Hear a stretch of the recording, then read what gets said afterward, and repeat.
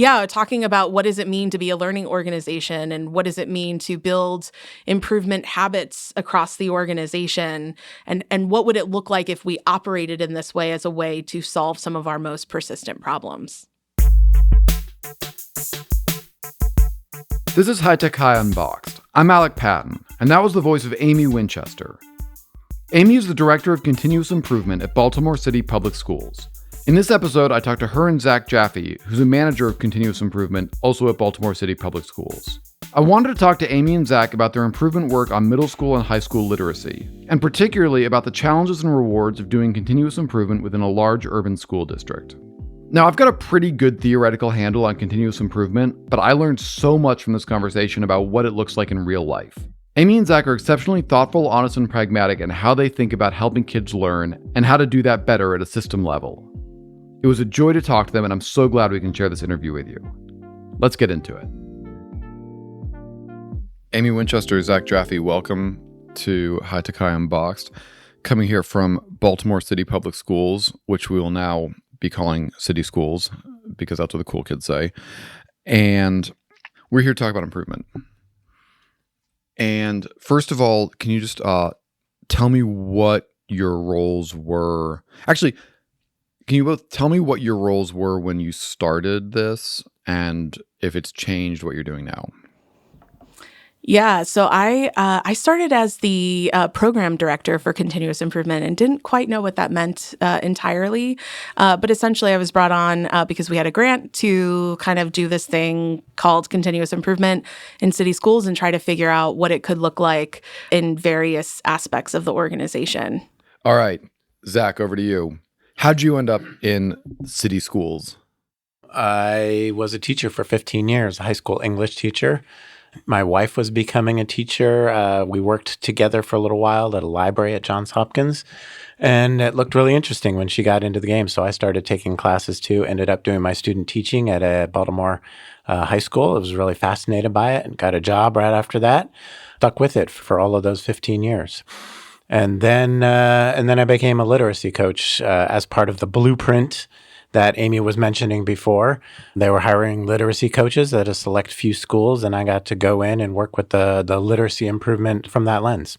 Okay, so at that point, if I said to you, hey, Zack, continuous improvement, what is it? I keep hearing about it. I hear that Gates just gave a bunch of money to city schools for continuous improvement. What's going on? What would you have told me? Yeah, I would have told you I knew nothing about it at first. It wasn't until maybe 6 months in the job that they said, hey, you, all the literacy coaches, you're going to get this continuous improvement training.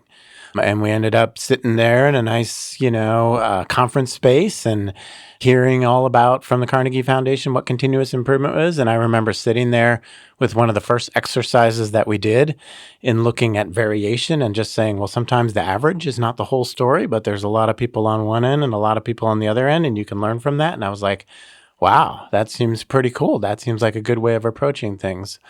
And then they had us trying to investigate back at our schools, like what are some literacy issues that are going on there, and try and generate some solutions. And so that was my first exposure to it.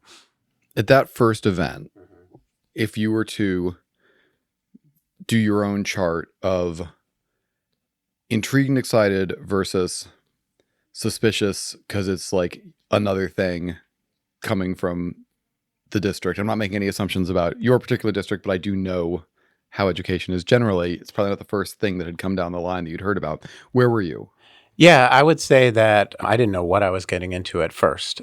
And just having no clue, naturally, there is a little bit of suspicion, like, what's this all about? But from that very first session, it felt to me like it was something different because it was just a way of approaching our work so that we could learn from it rather than the usual professional development, which is like, well, here's the best practice that we already know, and now you must go forth and implement it. And so that was exciting to me from the beginning.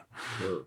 Was that your responsibility? Did you do that, Amiee? When I was going through the interview process for my job, I used Zack's data that he had created from his own kind of system analysis at his school. He was kind of a legend by the time I came on because he was one of the people that ran with it. Now I'm confused. So the continuous improvement program was happening when you got your job, Amiee? So it started about 6 months before because we got the grant. And then, like Zack mentioned, before we kind of did any sort of like PDSA testing or anything like that, they did like the launching the network. So they did empathy interviews and they process mapped and they kind of did all of these tools. And then at that point, they realized, because we were getting into a new school year, that this was like overwhelming the literacy coaches because they were really the ones that they wanted to kind of launch this work with. Yeah. And so then they brought me in alongside some other team members to really kind of like run this network because they realized that like, hey, this is going to take a lot of work and we might have to have additional people that could do it. So I came in about 6 months later when, they were able to, like, as a district, things move slowly sometimes and you have to kind of learn your way into something that's new. And so I came in after the literacy coaches had gotten some of these initial trainings. So you were kind of, in a way, you were the result of an early PDSA cycle. Yeah. Where people were like, oh, an issue that we're spotting Completely. is that we don't have coordination. Yeah, Right. I think my boss, again, one thing that I really appreciated about her was that she had a lot of like future thinking of like where this could go. And I think her, alongside some of our other leaders, were really intentional about saying like, hey, we can't necessarily do what this is going to entail, but what if we were to bring in? So myself and then the network lead, who was part of the literacy office, we came and kind of became this team alongside some analysts that we partnered with. So that didn't happen until about 6 months after like Zack started. Got it. So by that time, we all knew Zack Jaffe because he really he found some really amazing stuff in his school by using these tools. And I think, looking back now, he internalized it pretty quickly and was able to leverage it in a way that like, I think now that we look back are like, this is how we want people to operate with improvement. You knew that you were going to be looking at literacy. That the grant was focused on improving outcomes for 8th and 9th grade on track. And our theory was, what would it look like if we had the lever of literacy as a focus? So that was always our focus from the beginning. And why literacy? What was the initial theory there? The initial theory, I think, was that because we had at the time this new strategy coming from the district, one of the pieces in that strategy was literacy. That was one of the pillars. And we knew that literacy is a key lever for student outcomes. And we knew that that was an area that our students could continue to see improved outcomes in. Mm-hmm. And also we knew that we wanted to launch this literacy coach kind of initiative. And so understanding like, hey, how could improvement really help us learn here, I think was the ultimate thing. Also, I think as a district, when you see opportunities to align grant funding with what you're trying to do, that doesn't hurt either. Of course. We also had a new literacy curriculum, K through 8 at the time. And so it was naturally kind of building upon that. There was also a lot of work going on just to really investigate the science of reading, the foundational literacy skills. And this is a good chance to say, well, let's not forget about our older students as well. And let's try and figure out something for them. While we did start in literacy, there was always a goal, which is something that I held from the beginning, of what does it look like to be improvers in an urban school district. Are you talking like every single school? Yeah, talking about what does it mean to be a learning organization and what does it mean to build improvement habits across the organization, and what would it look like if we operated in this way as a way to solve some of our most persistent problems.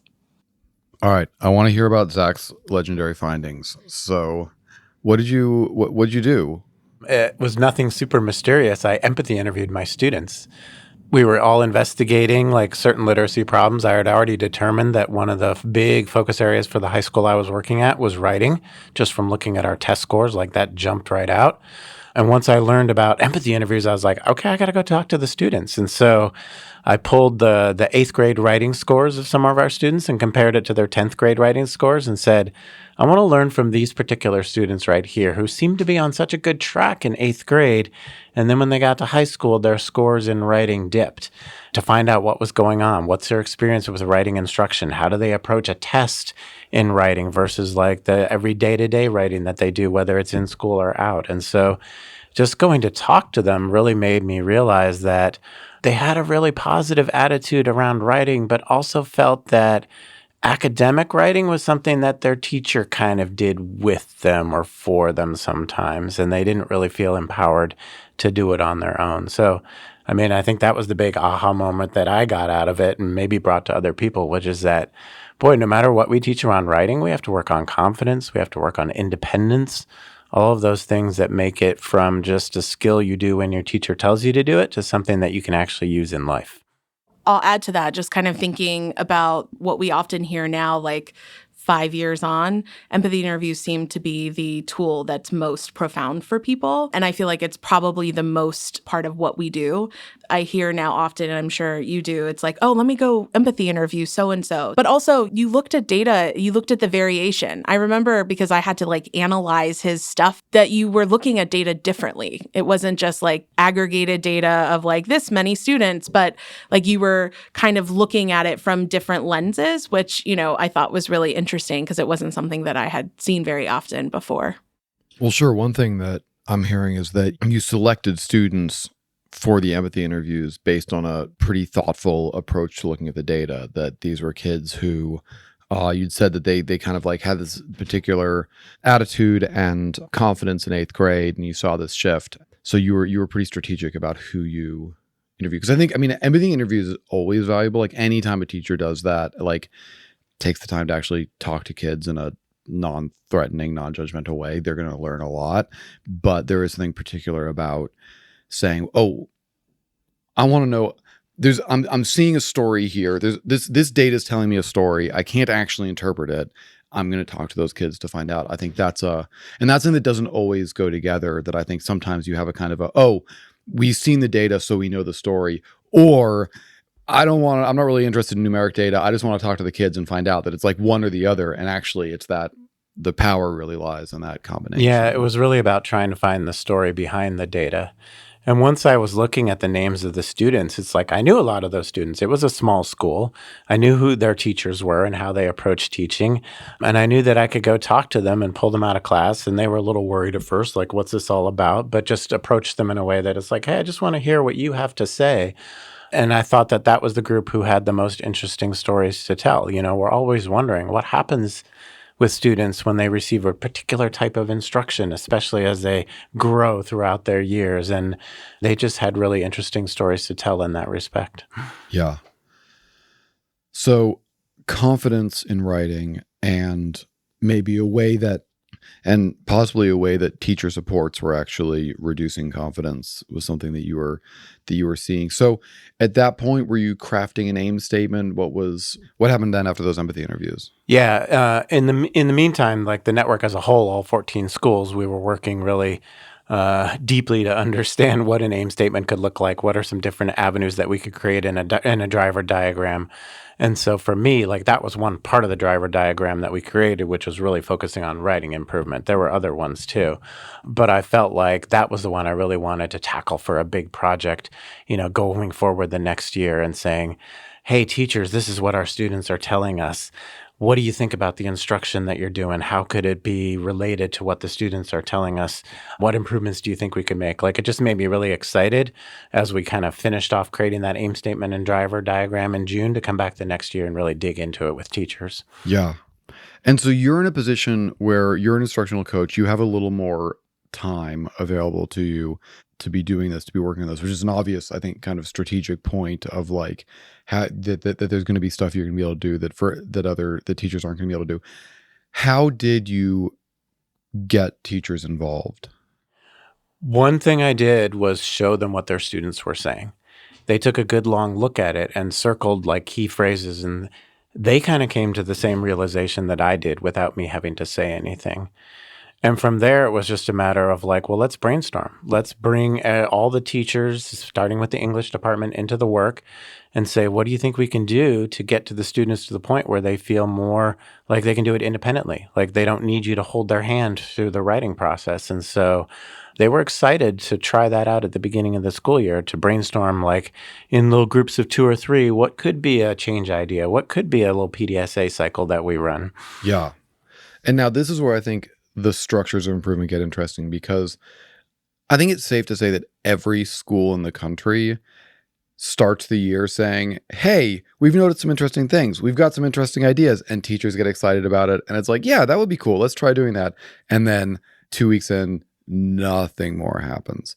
So tell me about what happened next to make that into something that was meaningful. Yeah, I think that this is where me having that little bit of freedom in the school that you talked about, and it's in essence, I was like a middle-level leader at the school where I had that freedom to say, well, I am running the department meetings. We're meeting once a week as a collaborative This is the team English department. in the English department.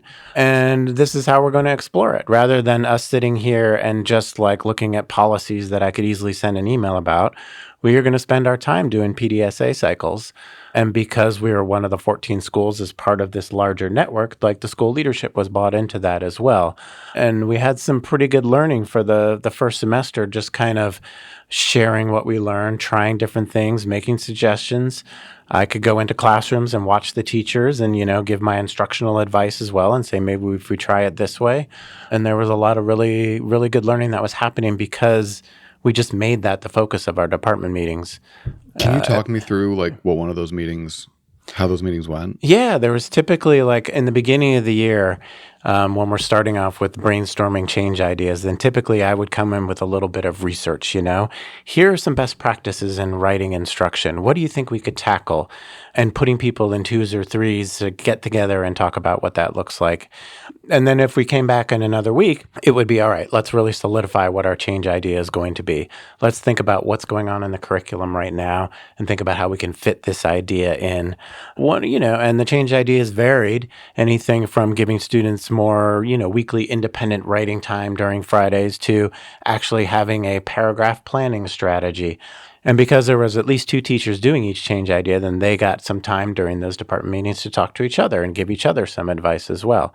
And then we would come back and actually look at a little bit of data, bring in some student work. What are you seeing here? Is it making a difference? Are your students able to act more independently, or do they still need as much help from you as they did before? So it felt really generative, to have everybody working on these problems together. Amiee, were you coming to any of these meetings? Or? No, because at that time, so something happened where like from January until June, they were doing the like network launch. So it was like, what's our aim? What's our driver diagram? They were kind of like using all the improvement tools. And then a lot of the literacy coaches who were a part of those initial 14, they were sharing that this was too much. They're like, with the curriculum, with, this being a new role that I just started in my school, I can't also own this improvement work. So they were kind of like, Zack was kind of the anomaly because he was one of the coaches that kind of figured out how to make it work within his context. And so by the fall of the following year, we actually had shifted completely away from literacy coaches, and they created a new kind of group called Improvement Champions. And these were just random people from the schools that the principal designated. Like we had a math coach, we had an AP, and then some people were related to literacy in some way. Why were the literacy coaches having a tough time with this, do you think? I don't know entirely. Zack might have some insights. I will say that when we first started improvement in the district through this network, it was the quintessential like technical, first you do this and then you do that and then you do this. And, it was kind of what I feel like the experience is when you're learning improvement for the first time. And that's really overwhelming because you don't yet know how to adapt it for your context. You're kind of just doing this extra thing. And sometimes I know from talking to some principals at the time, it didn't feel aligned to what they were already doing in their schools. And so I would maybe suspect that some coaches were struggling with that it was like on top of what they were already doing. I know that some coaches were new in their school, so they were just building relationships with teachers. So I'm sure there was a lot of root causes for why that happened. I just know that when I came in, it was like, no more coaches, now champions. And that was like who I started with when I first came out. Except for the legend that was Zack Jaffe. Well, Zack was always a part of it because he was, I would say, this is Amie's personal, right? That, he was always, I think he was able to kind of see it for what it was and then adapt it in a really humanistic way that I don't know that every coach had the privilege or opportunity to do. I would say Yeah, thinking about it as like not just a bunch of tools that we're using, but as a way to get teachers really excited and involved in their own learning was my approach to that. I would also say, like being at a high school, again, there was a new curriculum K through 8. That was a big burden Yeah. on a lot of those middle school literacy coaches that I didn't have to deal with. And so I think it did feel to a lot of them like, okay, this is interesting stuff, but it's not the core of my work. Whereas Or I I don't was, have time to yeah, because I right. have to do these other things. Yeah. And I was trying to approach it like, wow, this could really be the core of what we do here. Yeah. I was wondering, I was going to ask you like how something would be not aligned, because I was kind of like, well, the whole sort of like, my initial thought was like, well, you want literacy to improve at your school, so that's aligned with every school. But I can see that like if you're literally adopting a brand new That's right. unfamiliar curriculum, then like Your position's new. Yeah. We just rolled out this whole new strategy. Like essentially, if you think about these 14 coaches, they're on the front lines of this like new strategy, and they're kind of shepherding this change into their schools. And to be, fair to them, improvement back then was overwhelming. I was overwhelmed. I think I cried the first time I had to interact with that driver diagram because it was so theoretical and it was just so big. I think there was a learning curve for me personally of understanding that like as a leader of this work, I'm allowed to have a vision, and that might mean that we adapt the way we do it. It doesn't have to be exactly the way it was kind of packaged to us. Yeah. So I'm hearing two things here. One is just that I think for middle school instructional coaches in literacy, they're like, yeah, I know my aim statement. My aim statement is implement the new curriculum that none of us understand. Done. Like I don't need to talk. I don't need to empathy interview a bunch of students. I just know that that's my job. And so that's pretty obviously like kind of a, and also to kind of be like, okay, if the new curriculum doesn't actually meet these other goals, then that's going to be an issue. But for the time being, I know that people spend a lot of money on this curriculum, and I know that that's what I'm supposed to do. That's like a hard position to be in, I think. The other side, I think, is just that there is this paradox with improvement. I feel like that it's about deeply listening to the people who are often least empowered. It's about empowering the people closest to the problem and the belief that they're closest to the solution, as Deming said. And so it's this intensely bottom up, humanistic, as you said, way of working. At the same time, it has all these pretty impenetrable. It's like somebody who's really into Dungeons and Dragons being like, this is amazing because you get to tell your story and it's all empowered. And you're like, oh, that sounds so cool. And they're like, well, the thing you need to understand is the hit points and the 12-sided dice. That's But, right. but no, it's That's actually the exactly 8-sided right. dice. And Yes. you're like, forget it. Yes. I'm just going to read a book because I can't deal with this. Mhm. And so I think there is that like that paradox really, really deeply built in there. And so you identified that as an issue. It was obvious because here's the thing, like our literacy coaches, they were some of the smartest people that like I ever got to work with. And when you say to them like, okay, so now we're starting this network, Improvement Network, and you just spent the last 6 months, doing all these things. Now you're responsible for taking this and putting it into your school. Like there's a difference between being able to be an improver versus facilitating improvement.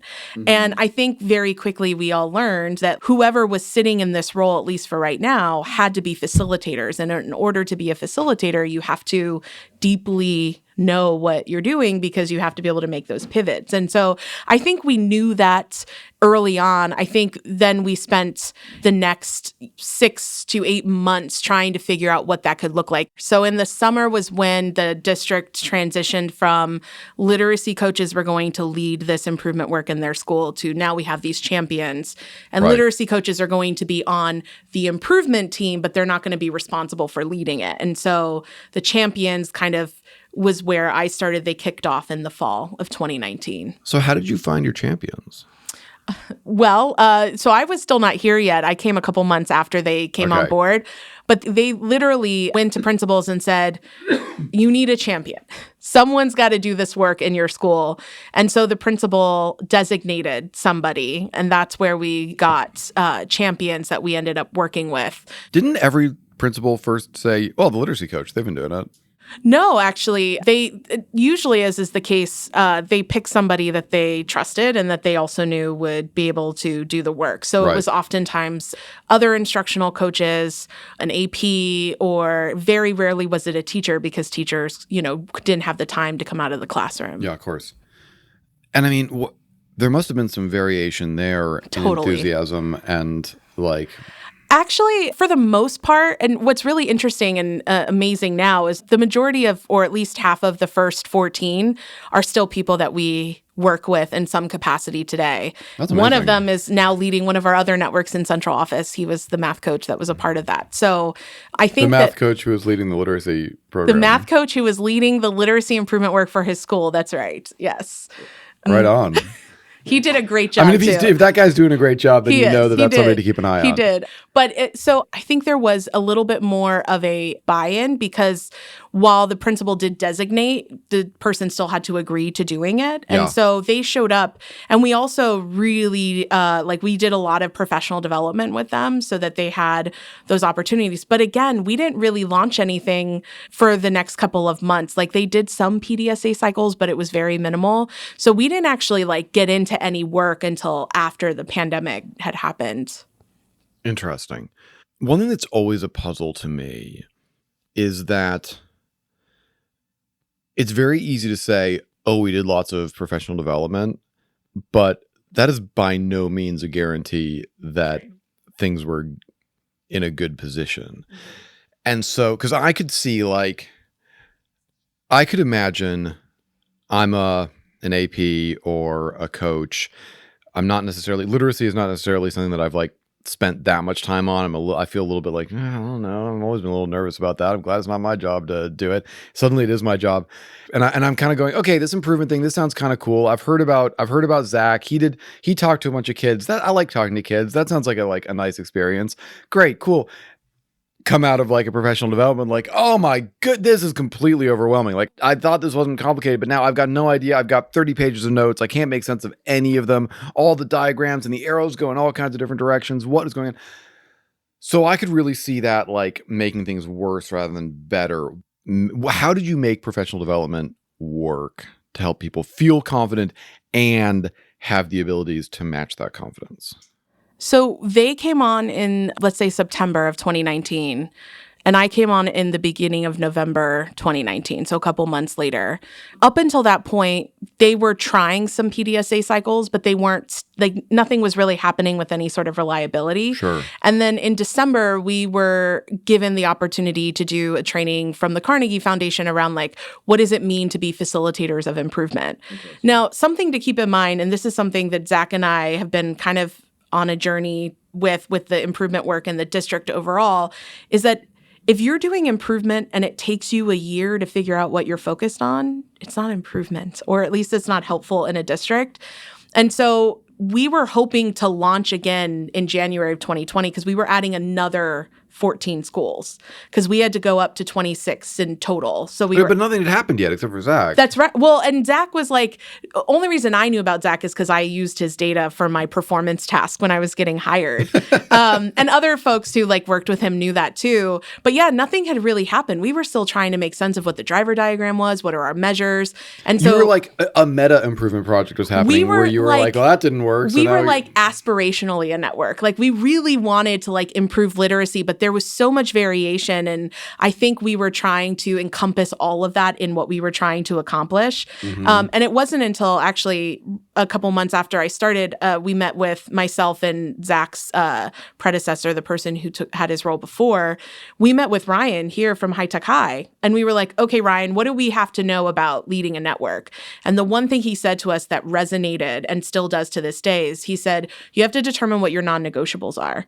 And for us at High Tech High, the non-negotiable is the aim, what we're trying to accomplish. And then from there, people can choose if that is a outcome that they are interested in being a part of this community. And I think when we kind of talked to him in late winter, that really helped kind of start us on this path of okay, what is the aim of the district? And not so much trying to figure it out for every single school because naturally it was different.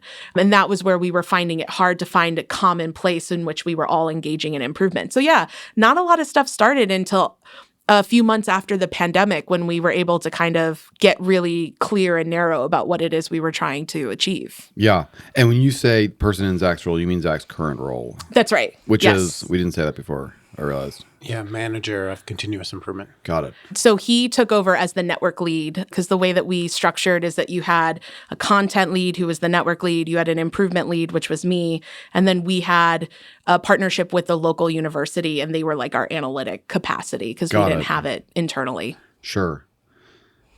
So, all right, you have that meeting with Ryan. What was your non-negotiable? Our non-negotiable was the aim. We had to figure out like what it is we were trying to accomplish. And so January we launched again, because now we're adding more schools. And I think I cried that day because we literally had like 15 different small groups and we were trying to group people together in these common things, and it just wasn't working. So did you actually add the extra 14 schools? We did. You went ahead. So now you got 28 schools. Yep. But the new schools are like, so what's going on with this thing to the old schools? And the old schools are like, I don't know. That's like, right. It was a lot of learning about like what does it mean to launch an improvement network.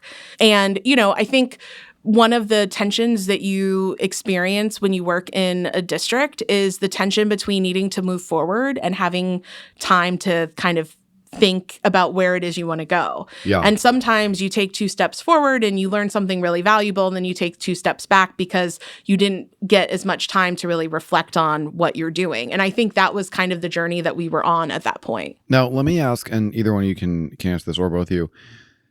Do you wish in early 2020 that you could have had a do-over and just be like, let's just do another year with these 14 schools and press pause? Or do you think it was better going up to 28?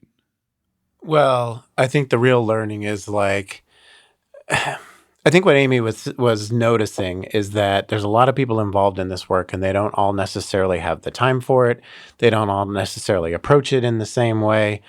And there was a lot of learning that happened in that really led to a big improvement that was forced on us by COVID, which was the teacher fellowship and working directly with the teachers. So regardless of what happened and like expanding to more schools and things like that, I think it was like the rethinking of the whole nature of who do we work with, who has the time and the commitment and the interest and the expertise on the ground.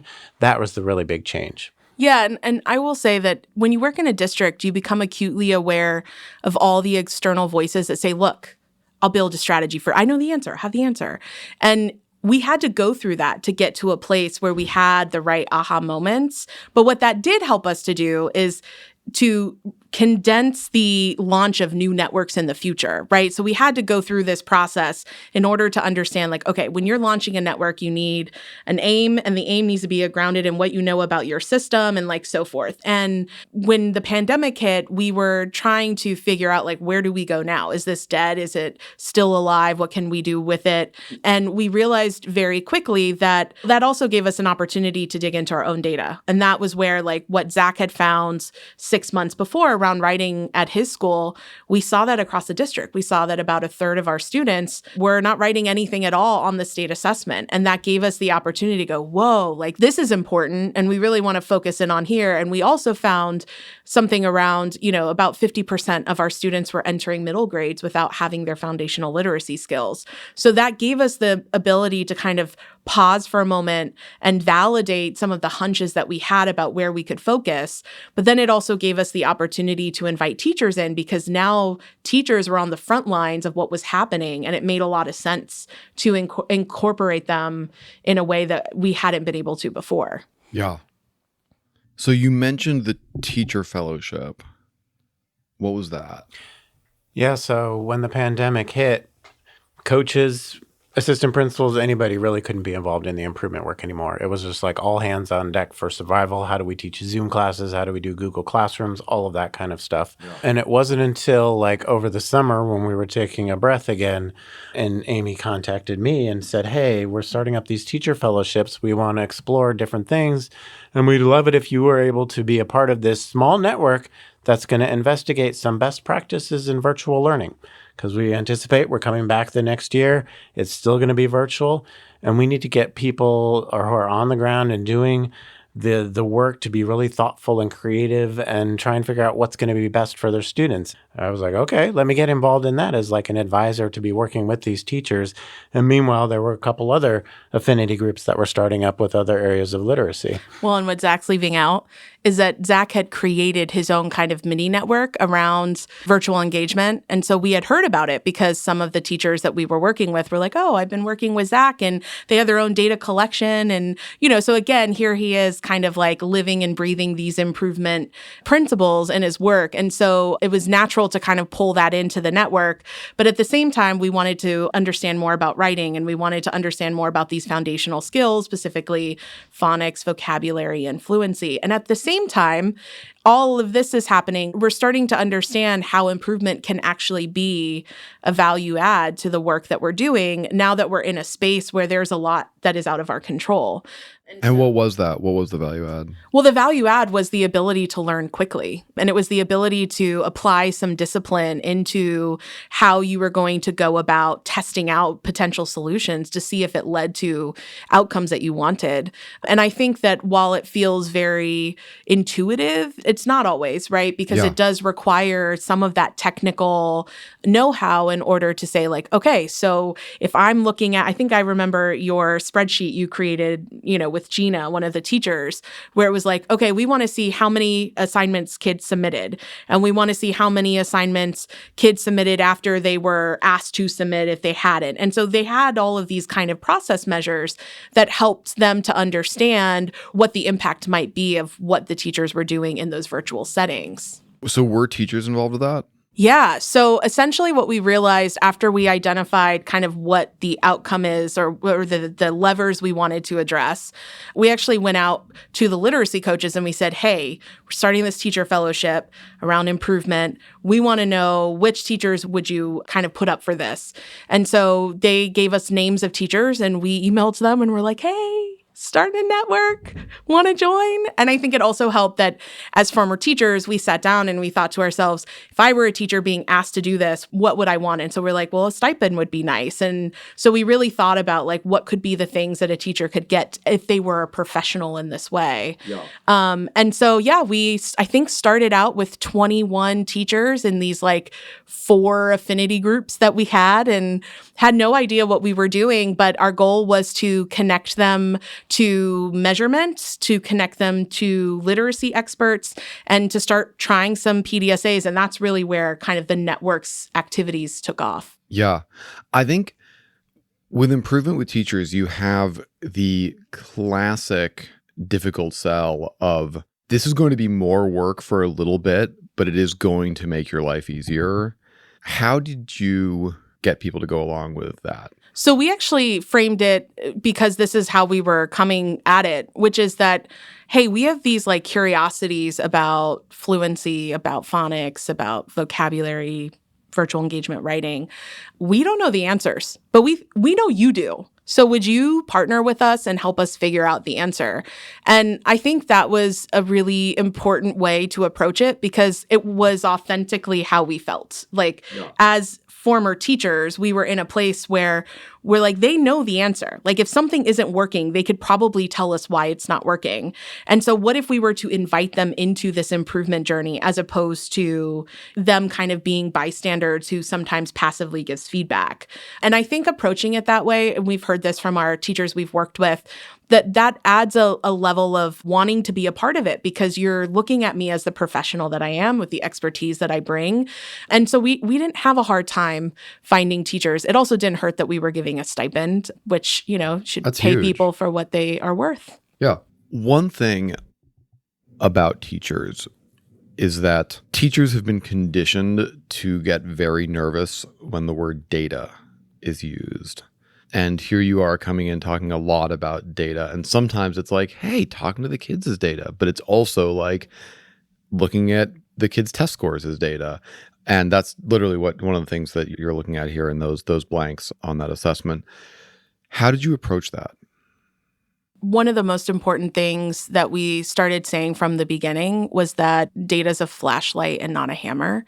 One of the things that I learned early on from one of our longtime partners, Jared Bolte, was that there's a difference between data for improvement and data for accountability. And I think internalizing that was really important because when you look at data for improvement, you ask different questions and there isn't judgment. It's literally there for you to learn and have curiosity and to propel you on your journey for learning. And accountability is what we're all conditioned to do in education because that is how we operate, right? That is the way the system is currently designed. And so I think one of the things that I've seen is teachers kind of going on this journey of starting with skepticism, rightfully so, to realizing that this data is honestly for us to be able to learn together. And so I think that was the biggest thing that I had seen and experienced with teachers. And really thinking about what types of data they were collecting. At the time, being part of this virtual learning group, we're asking the teachers, so what do you think would be a good measure of how your students are engaging in the work? Oh, well, maybe it's how many times they participate in the chat, in the Zoom. Okay, great. That's the data you're going to collect. And I think when people see that it's so close to the work that we're not looking at these accountability measures that only happen once a year or something like that, but they really see it's part of their day-to-day processes, and they had a hand in selecting what that data would be, that helped to have some buy-in too, because then it was like, when we come back in 2 weeks, you'll have something to share, and it'll be a little bit of learning that we can all benefit from. Yeah, and also I think one of the most critical things in improvement, especially when you're engaging voices that maybe historically don't have a voice or might be the ones who are blamed when something doesn't go right, is that we came in with measures we cared about. So it's like, hey, we want to see if students' oral reading fluency increases. We want to see what happens on a writing assignment. We want to see what happens with turn-in rates for virtual assignments. And by doing that, it is not about what that teacher, what their outcomes are in their classroom. It's about them contributing to what we know about this particular measure that we're interested in. And so I think those practical measures and being very clear about what those are helps to build some of that trust, that it's not about us looking into what you're doing, but it's about you adding to the conversation of what we're trying to understand. Yeah. One of the difficult things like in a school system is that you have all these people who are used to using data for accountability. You've promised a bunch of people that you're not using that data for accountability, but then that data is kind of sitting around. And somebody goes, wait, actually looking at this, I actually have some serious concerns about this teacher based on this. How do you protect the data that's not for accountability from turning into data? Because there's something about that data that makes it innately non-accountability data. It's how you're using it. I do have to say, without it sounding kind of, I don't know, like cliche maybe, but our leaders, especially like our superintendent, my boss, like all of them in our pipeline, they were really in support of us trying this out. And so I think that we had the privilege and the opportunity to be a little bit shielded from some things because we had leaders who created space for us to kind of build this bubble and try out what could be. I say that because I think oftentimes as a middle leader, at least for me, when I came into this system, I had an assumption of how leadership operated. And that assumption was that you wait for your higher level leader, whoever that is, to tell you where you're going, and then you work within the confines of that. And what I appreciate about my leaders looking back on it, and that's something I had to learn, is that they created the space and said, go forth and build something and have a vision for what it can be. And also we didn't have expectations other than a grant, right? So we had the ability to kind of do things that might be counter to how they would normally be done. There's a flip side to that too, which is that if your data looks good, but you've been operating in a bubble, how do we know that we can generalize from this? Yeah. You've got this little boutique group of probably really committed, enthusiastic teachers. Now we don't necessarily trust that the data Maybe it's that just you're the finding teachers, yeah. can spread to other areas. So And we there's experienced that freedom. too. Yeah, there's freedom within that bubble Yeah. to explore, but then there's often skepticism about, hey, okay, now you want to break out of the bubble? I'm not sure that's going to work. Was there a point that you remember where you thought, oh, wow, this is working?